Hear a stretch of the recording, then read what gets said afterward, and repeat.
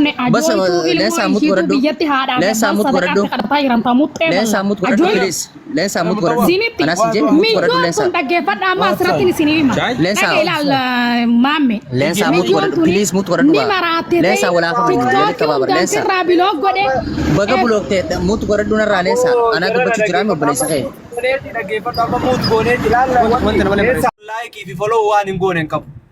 Okay, egaa wanni kanaa kun ka harkamu jiraatu taate ati wanni kun si toleetuma kana godhu jirta leensaati. laal Kadir waan takkaan dirbeeta dura dursoo isaaniitu yaa'ina kadhate ani isaan hin tuune nagaan hin akkimini beekaayi isaan adeetu kana dhiisa isaan kun sabar wayii harargee bara manuuti bakka yaa'iin raakaati laal dhaggeeffadhu yaa'iin bakki raakaati maakii Oromootii fi makii irratti gaafa isaan duula bananiin hoolayyii harargeedha jeen miciyyoon jireenya ishee keessa jirti hoolota harargee jee maqaa hoolayyii kana gaafa saniin baaseef isaanii itti booda deemanii guyyaa itti aanu an fiidiyoo giseen kan lakkisu dhufanii hin arrabsanii jechuudha achirratti isaan hundi walitti qabeen dabbaal hin deem fiidiyoo irratti hojjedhannaan dabbaal yeroo duraa osoo fiidiyoo irratti hojjetin dura keessaan na barreessee ture achirratti gabbee ummata guutuu dhukkeerraa kaasee jechuudha. Akana agoon Khadir akana agoon leensan obboleetti tanyatti qoodhaami bar dhuguma jiru walitti banaa leensan badii ni qabdi badii akkam badii guddoo qabdi badii ana obboleessasee kafoon tokko kaisii wajjin dhiiga tokko irraa dhalatee jechaan ganda hunda duraa'u leensan badii ni qabdi hawaasa arrabsite hawaasa lafee cabsite lafee arrabaan cabsite sigalee miti kan akkana agoon kanas mannaa qabadhaa bakka leensan illee bu'anillee dhiifama gaafachuu naan barbaada anaatu irraa hawaasa kiyya yookaan araarsa rakkoon hin jiru sigalee miti amma waniin jechuu barbaadu akkamitti araara buusa takkaffaa osoo wal gaafachuu fi wanta osoo hin ta'in namoonni as keessatti wal galfamuu qabanoo jiru namoonni as keessatti boonaa baalee galchaamee harmallaan takka mana kana keessa seennaa nannin deemaa harmallaan takka mana kana keessa seen leensa yoobs harmallaa firraa arrabsita rakkoo miti warra si arrabsu firraa arrabsita rakkoo warra dhuunfa si arrabsu dhukka irraa kaasa akkasii jedhin leensa maaliif wanti kana walitti haasteenyi akkasii walitti araramtaniif akka namni tokko waliin arrabsaniif malee wanti fi miti waan ta'eef namni isiin himattu yoo jiraate nama sanfinnee isii walitti araarsu lakki ammoo isiin lakki an araaramuun fadhu akka reeffattu sanni lakki an hin fadhu nama wajjinis kana yoo itti immoo hayyee nuti wanni barbaannu yoo namoota juuqa wal loltu ta'e namni harargee tana keessaa dhalatte akka harargee gartee maqaa yaamtee bakka badaatti akka biratti fayyadamuu dandeessi. Akka hamatti akka isin harargee maqaa yaamtee harargee illee akkasumatti maqaa tureessitee harargee arrabsitu hin barbaannu. Kan amma nuti wanni akka leensaa barbaanneef yoo isin lakki nama aboluun namiidhee abolurraa rakkoo qabaa ka'eetu jiraatee namoota sanfinnee wanni kun hin dandeenye. Amma isin dhimma makkii kaasu jirti dhimmi makkii immoo dhaabbatee jira. Wanni viidiyoon isiin kan lakkifte immoo tadheen gaddaa fi kaleedha. Dhimmi makkii immoo qaata dhaabbatee irraa utaalee nutillee lollee makkii namni tokko tuquun qabdanii jenneeni irraa dubbachuu turre. Warri immoo gartee rakkoo makkii irraa akka bira qabuu fi wanni ijuu san makkiinis harargee ani intala harargeetii ofiin jechaa jirti. Namni makkii namni ijoolleen harargee caalaa namni jaalatulleen hin jiru. Ammoo ijoolleen gareen takka makkii arrabsiteef harargeen arrabsite hin jaamu. Siigalee leensaanis akkuma malee itti hubatte hoolayyii harargee keettes gareen tun hoolayyii jettee dubbatu qabdi malee jirru kun harargeellee bakka hin bu'u. Okay, hoolayyii san fayyadamte haa jennu bira kutte. Amma deebitee nuti amma kan raasawaa jirru dhimma isiin kalee fedheen gaddaa kan akka itti kaasu jirtu kan amma nuti ilaalamma ka dubbachuu jirru san jette bira kutte gaafa san viidiyoon laal Kadir dhagee ilaala asirratti bakki harargeen guutuun irratti arrafamte sababa dabbaaleen arrabse harargee guutuun. Gaaree keessa dhaqanii dura barreeffama keessaan na barreessee turu osoo na irratti viidiyoon dalagin dura keessaan na barreessee na arrabsee kutu. Achirratti fooloo walirraa deeffannee anaaf inni fooloo walirraa deeffannee boodarra deemee viidiyoo mataa ganna garagalchee narratti dalagee ture. Inni gisee inni narratti dalaguudhaan uummata kaan uummata qoshaashaa xixiqqa amma lafarraa kee kana osoo na arrabsaniiti viidiyootti garagalchanii miilaan irra deemanii ittiin aaru. Wallaahi amma dabbaaluu ittiin aarree dhaggeeffadhu wanni inni irratti harargee guutuu arrabsan isin hima. Viidiyoo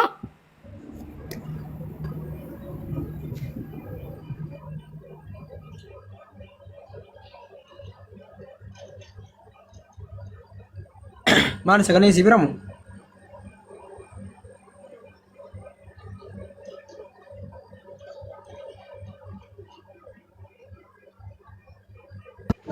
sagaleen isii bira na fakkaata caala leensa shabaqa tolfadhu Namaatu gareesiituutti garee mukki nama isiin akka agartee dhiifama gaafatte. garee miti Dhiifama gaafatin jechuudha. leensaan ofitti amantummaan dubbatti nam takkamee itti dawwaluu hin danda'an leensaan ofitti amantummaan dubbatti waan dubbatu sagalee Laala bibii xiyya lakkee namni laala bara obboleessoo miidiyaa kana nuti irra turree ilka itti cabsine waa hedduu deemu jira miidiyaa kanarra rabbummaan keeree haa godhu ammoo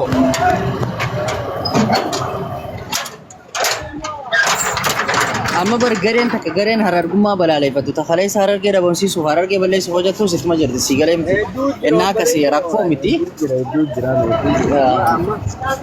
amma dhaggeeffatu adinuutti tokko addaanii isin ba'an namni waan fedhe jeefis hawaasni keenya biyyaa wal keessa jira unkaan saniinii miti namni arraan tana yoo gara gartee biyya wanni kan amma harargee gara ganda keenyaa kanoo deemte amma ijoolleen nan wajjin baradhe abiibii kiyya irra guddaan isaanii siigalee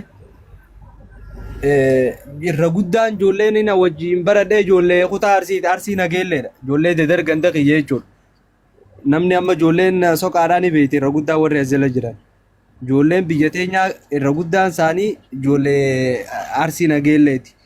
Isaan amma achirra abbaa isaaniitu achi malee abbaan isaanii achi isaan achi dhalatan siigalee nuti hawaasa akkasiisanii hojii jiraachuu turre aadaa teenya fudhatanii nutis tasaanii kabajnee fi waliin jiraannee ijoollee isaaniitti hojii guddannee ilaa arraan tanaa waliin jiraachuu jirra jechuudha. Nuti uummanni keenya uummata amma fakkeenyaaf amma alii xaayirsan amma wallaahi abiibii kiyya amma ijoollee arsii nageelleeti abbaan isaa achi dhalate garuu inni biyya harargee guddate.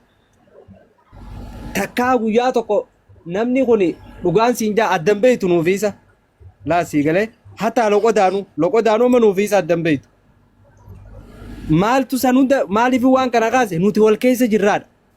Namni hawaasni nuti uummata hawaasa afaan tokko dubbatu nuti uummata shanyii takkaati nuti uummata Oromoodha nuti uummata Booranaa fi Bareentoo deemee galu uummata lammii takka namni nuti shabakaa kiyyaan na darbee nadhoon harmallaan takkaa muxxee ishiituu dhiqattee hin beekne azzalee yaatanii afaan hin baniin aanis nuti keessanii sin salaachuu nam takkan sodaadhu sin galtee kusummas. Leensa dhaggeeffadhu. Amma bakka tana dhaggeeffadhu namatti kabajuu jira. Dhaggeeffadhu. La mutii sarara kan ookee nama hunda zalaa firraa mutiin godhaachuu maaliif jennaan mutii sarara kan na'ee. Hin dubbisin kaatee komantii ammaaf hin dubbisin. Addeessi naannaa sin jedhe komantii rekomendeessi kana. Harmallaan maa baabbanti laal caalaa dhagee waan takkaa jira caalaa dhagee laal waan takkaa jira. Harmallaan ani hin feene faana zala yaatee zala maa baabbanti ani isaan jibbeetuun biloo godhe. Min zamnama mutii sarara nama hiriyaatu fi didee biloo godhe faatoo zala deemee nyeenyeenye. Cala obsi leensa obsi nama dhuunfaa arrabsuu sin dhorgon cala akkanaa goonu khadiirni hin dubbata takka leensa yee nama dhuunfaa arrabsuu sin dhorgu nama dhuunfaa abbaa fedhee arrabsita anaas ta'e caalaas ta'e khadiiris yoo kophaa rakkate rakkoo takka illee hin qabu nama dhuunfaa arrabsuu hawaasa amma kan dubbachaa jirru bakka kana bakka nama dhuunfaa si dhorgu illee hin dandeenye nama dhuunfaa akkasii dubbatu abbaa fedhee firraa quba ija keessa firraa dhorgita kana sin dhorginu bakka hawaasaatti warri ammoo obboleeyyan kiyyaa argaan jira. warri azala waa barreessaa jirtan obboleeyyan kiyya warri rakkoo dhuunfaa irraa qabdan namni nan isin feene azala yaatanii anna sodaanam amma waan barreessan kana dhiisaa rabbi sodaadha nama nan jibbaate sanii miseenjaraan isin bilookee tiktookin isin bilooke saree jaalalaa fi jibban san beene jechuudha namni tokko gizee isin jibbe namni maaliif na jibbee jaa nama jibba nama yeroo hundu shaadaan leensaa qabatee leensaa amma dhaggeeffadhu ana afaan kiyyaanan gana isin yaabu alhamdulillah ijaa Oke, tipu baay'ee. Yaabu dubartii mushkila amma atileessa isa dura bar sababa La kadir dage ane duusi kabaja kadir dage la wata kasitima. Amma dhimma kana fayyadamee garuma kanaa tokkoon qabdu gaama laalate amma dhageeffadhu koomentiidhaan illee akkana jechuu jiranii koomentii tana cufaa jechuu qabda malee amma dhimma kana fayyadamtee atis amma waan arrabaa nuti onni haasuu dhufne araara. Okay, nama leensan isinin feene nazzalatu komantiin barreessinaa jeenaan sodaa namatu. Noo qaama leensaa dhaggeeffadhu isaan jalatanii komantii barreessanii mee caalaa dhageela weessitima. Nama nan jibbee miseenjaraan hunda hiriyummaa teessan hin fedhu jee an bilookee miseenjara hundaan tiktookin firraa bilookee akka nama shaadaan na qabate amma misaaliif ijoolleen ganda keenyaa yoo naaf isaan wallollee an isin hin fedhu jeen okay jaaniina raayaan jechuun nama erga shaadaan leensaa rabbumaa darajaa tanaa kanneen okay itti fufaayee.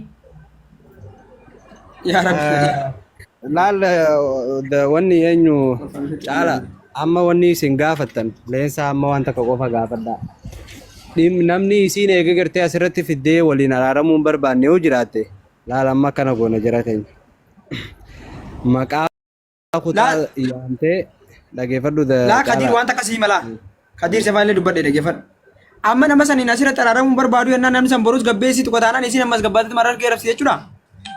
No kanaaf deemnaa baramman amma kanaaf deemnaa barnuti anaatu isinii xumura afaalaan isinii xumura nama gartee si waan nama barbaachisaa ta'e himatu nama jechaa miti kan hin argeetti arrabsi amma sababni nani wallahi farqaa dabbaale malee dhalaan faayyoon arrabsiti wallahi billahi argee isaanii jechan tokko garuu an dabbaal wanni irratti itti aaree inni fiidiyoon irra daleenaan garee keessa seenanii isaan achiin gareedhaan 10 miliyeensa arrabseenanii natti arginaan malee anamma inuti ko dabbal sanittu narre wallahi billahi tokko tinarre namu warana arab sujan kan hunda tinarre hararge ralensa dorgina akishin hararge na rabsane wara jawsani okke ko tana dorga je gutu wal qabi arabs lensa yiri fanamma lal kuno lal amma jamali bona Kadiir eske jiran jarri kun haasani isani carraa kanni waan isaan sinjala natis fudhataa jechuudha namatti barbaadde bakka nama kana wal dhabin jira jette nama sanis sifuduu danda'ani jechuudha sigalami kanaafi Kadiir faan bona malee faan jiran isaan adubbatanii isaan carraa kanin okay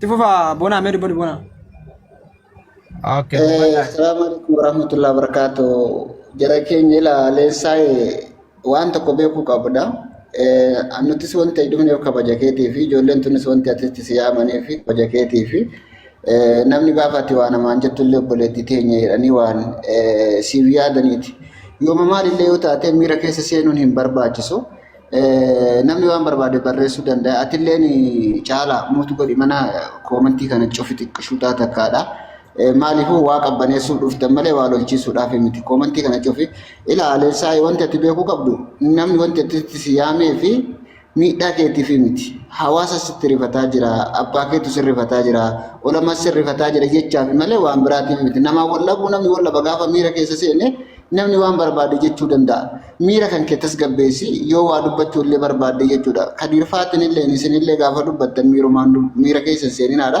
dubbii akkasitti qabbaneessa ammallee wanti nama tokko lamaatiif wanti hawaasaa walitti hin dhuftu waa'ee nama tokko lamaa itti deebitanii waa'ee hawaasa cufa hawaasa guutuu booda kana nama dhuunfaatti ganaa darbitan jechuudha kun yaada kooti hawaasni guutuun tuqamuun qabu waan sila bakka badii hin qabne bakka yaada hin qabnetti waan tuqameef obboleetti teenya achirratti waan jettanii silleen tasgabbootee reefillee sitti himeetiin jira san dhiifama gaafattee namoota kaan ammoo nama dubbisuu dandeessan ni dubbistanii kan hin dubbisnu doleettan akkasitti teessanitti mari'attanii garuu dabareedhaan wal jalaa dubbadha leessa abbaan barbaade waan barbaade barreessuu danda'a jecha san hin laalinsiin jechuu barbaade obboleettiiti.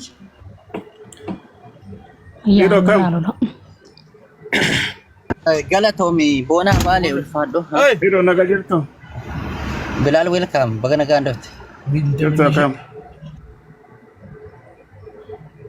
naga welcome deka to yana kenna dubbat lensa way naga sirrin jirtu kuma jirtu completely jalka warda gaduma sirrin jirtu namni gosa kan kee saba kan kee si cala si anon jiru arsiin illee homaa tokko illee asiin godhu warra kanneen irra lufeeti kanaaf nama dhuunfaatiif jettee saba hunda gosa hunda walitti qabdarsuun sirriin jirtu nama kana dhiifama gaafadhuuti saba hunda dhiifama gaafadhuuti damuu akkanatti ittiin deebini nama dhuunfas arrabse dhuunfatti arrabsii dhuunfa waan fete godhi gara sabaa gara haadhaa gara abbaan deemina ganaa sirriin jirtu akkuma jirtu okay. Galatomi Bilal mijiyo waan tokko kaastee turte pointi tokko gaarii kaastee Kadiir pointiin isin kaastee dhageesse an sababa dabbaalittiin dumoo eegana boodarra eega isaan hararge irraa si dorgina jaaniin arrabsanii mee hotta gaa dheerataa kan raana dorgaa jee arrabsee jette takkaffaa irratti leensaayye pointiin kun gaarii jeen qabadheen harargeen nama tokko asirra kaajitteen qabdu harargeen abalu deem nama naa arrabsi abalu deem akkas naa tahii abalu deem nama narraa dorgi abalu deem naa dubbadhu abalu deem naaf tuma nam tokkoon hin jenne harargeen baay'ee way harargeen tun qulqulluudha jiran harargeen tun qulqulluudha eenyuu caala oromoo kamuu caala harargeen qulqulluudha isin galee miti yoo oromummaan bifa qabaatte sila harargee fakkaatti ture isin galee miti Harargummaan nama tokko sirran kaayan hoolaadhaa fi jaldeessaa fi bineensaa fi hundiin akkuma kiyyatti biyya arabaa dhufnee asmaaruuza nyaannee asirra yaanee haa ijjinuu malee harargeen asirra nu kaayan. Kana fitti himuu danda'u sanirra jiraata. Warri harargeerraa nama arrabsinaa harargeerraa akkas nama goona jettanis harargeen bakka isin buufatte isin jirtu. Harargeen deemaa naannoo laas isin jette hin jirtu. Leensaan harargee arrabsitee arraba harargeetti waan takka waan harargee fiddu qabdu. Leensaan harargee faarsitee harargee waan dabaltu qabdu. Sababiin isaa harargee duraan rabbi faaya uume. Harargee duraan rabbi qulqulluu godhee uume. Harargee duraan rabbi nugusa godhee. Harargeen kaleessaaf dheengadde bar Afrikaa miti addunyaaf hindii faa bulchaan turre Malikaan barfaan. Harargeen kaleessa wanta ta'an turre sabboontu please komentii takkan barreessin caalaa muut godhe sabboontu dura irratti. Anaa siin jee muut godhe anaa itti gaafatama. Dullatti akka afaan qabne ajooytuu ilmoo ishiitu biyyatti haadhaa sadaqaatti kadhataa jiran tamuuttee Leensaa muut godhadhu please. Leensaa muut godhadhu. Sinitti Anaa siin jee muut godhadhu mijoon leensaa. kun dhaggeeffadha amma asirratti ni sinii hima. Leensaa. Dhagee ilaal maamme. Leensaa muut godhadhu please muut godhadhu. Ni maraattee Leensaa walaa qabu walitti qabaabara leensaa. irraa biloog godhe. Baga bulooktee muut godhadhu narraa leensaa. Anaa dubbachuu jiraa mi obboleessa kee.